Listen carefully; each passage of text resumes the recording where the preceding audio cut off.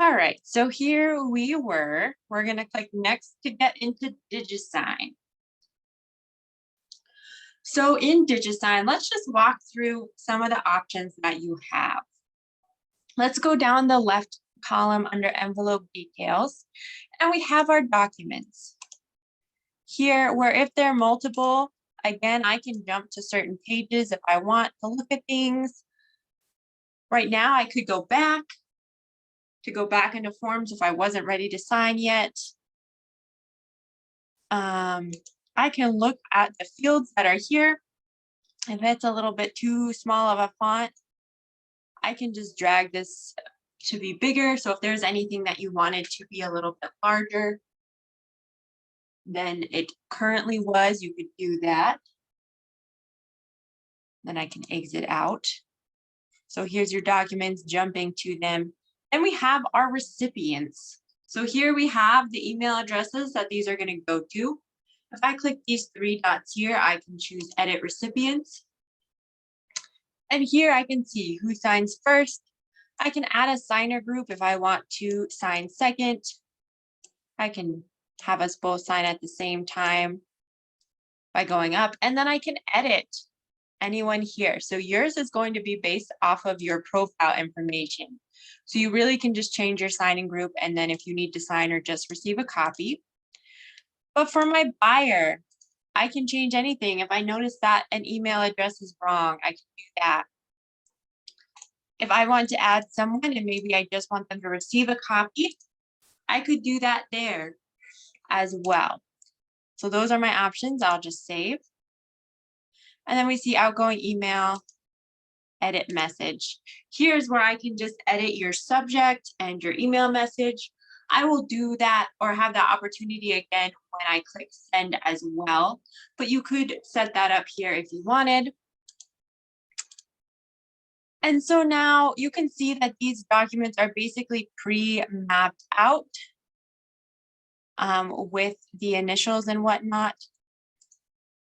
We can see here it's an optional field. So anything that's optional, when you click into it, this will be check marked to be able to see.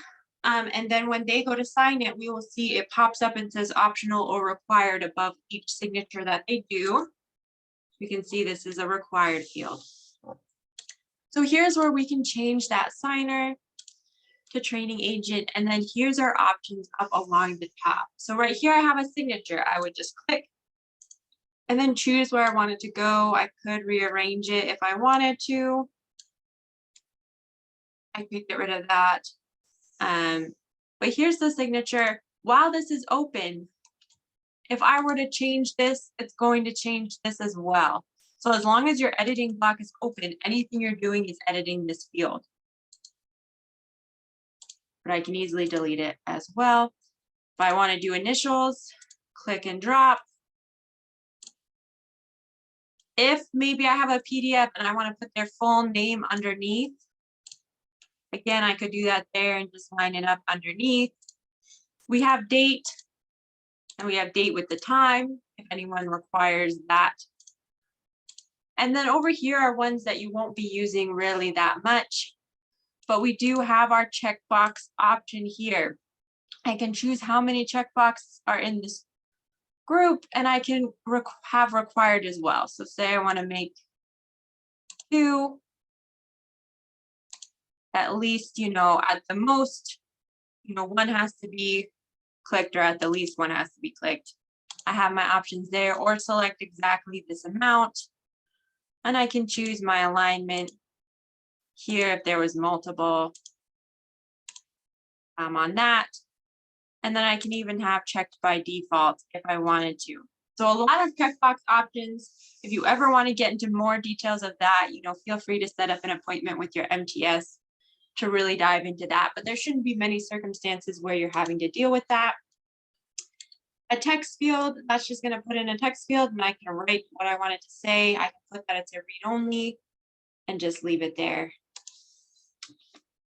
Example. And then I can also strike through something. So if I want to strike through something, maybe,